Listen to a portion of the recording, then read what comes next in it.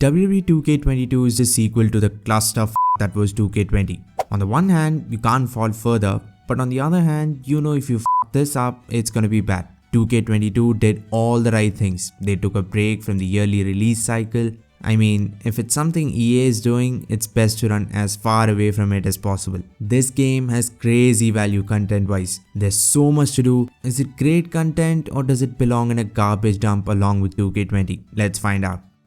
Even though the game came out 7 months ago, I didn't really get the urge to play it until a few weeks ago. I have been burned way too many times. A roster twice the size as last time, a career mode bigger than ever, a new and improved universe mode, a showcase mode that will get your tail wagging. We've heard that every September for about a decade. Out of those 10 games, there are maybe 4 or 5 that won't make you want to snap the disc in half. 2K15 was a full price game with about 20 wrestlers and half a game mode. I don't even need to say anything more about 2K20. Suffice to say, I had no expectations going in. First off, the game is downright stunning. The lighting engine makes wrestlers look like chicken from a fast food ad. Fresh, juicy, shiny. Look at Brock's character model. So real. You can even see the 10 liters he sweats in his 40-second matches. 2K22 has improved textures, detail, but the most noticeable improvement is definitely the lighting. I think ever since 2K15 and the switch to next gen, each game has taken lighting to a different level. 2K15 was actually a good looking game. Of course it didn't have enough content to be even a demo, but the game looked next gen. 2K22 is the best looking wrestling game. I don't know if you'll enjoy playing it, but you'll surely enjoy looking at it. Gameplay, personally, I feel it's not fluid at all, and in a wrestling game, that's all that matters. In other sports games, you have fun when you win, but in wrestling games, you have fun when you put on close, back and forth, entertaining matches, because this is professional wrestling. If I wanted to throw combos, double jams, straights and check hooks, I'd be playing UFC 4. 2K22 feels too slow. It's definitely not because it's a simulation. I love that style. I might be a weirdo, but I prefer it just as much or more than the arcade style in the days of Here Comes the Pain and the like. Even in WWE games where I like gameplay like 2K16 and 19, I still don't have fun half the time. The beginning is slow, the middle is fine, but that final rush is without a question the most fun part. Even actual WWE matches are the same for me. The sequence at the end is what gets me jumping up and down, not the exchange of pillow punches at the start.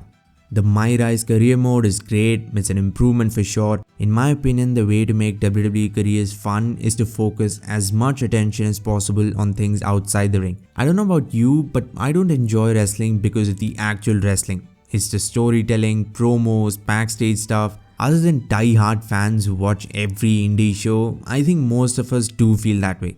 I don't know if you guys know about Wrestling Empire. That game had every fun aspect about wrestling, every little dirty thing. Enhancements, fixing matches, handshake agreements. The game had a loser leaves town match for God's sake. Of course, these games will never go that far. 2K are partners with the WWE and they aren't breaking kayfabe anytime soon. But to a certain degree, the My Rise career mode does all that. It's more about the storytelling and the superstar's journey, not match after match after match, followed by a good job message from Wiki.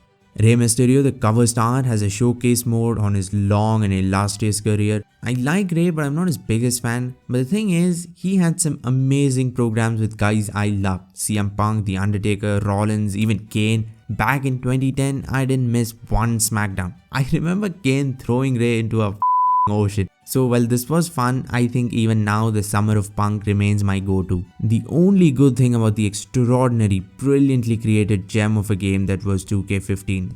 I know many of you hate the universe mode with a passion, but as a savant of make-believe, I love it. And I've loved it since its inception. The problem with the first 10 or so universe modes was that you couldn't do anything more than just create matches. Of course now another 5 universe modes later, you still can't do shit. But if you go back just one menu and open up the GM mode, you can do almost everything you please in a competitive environment.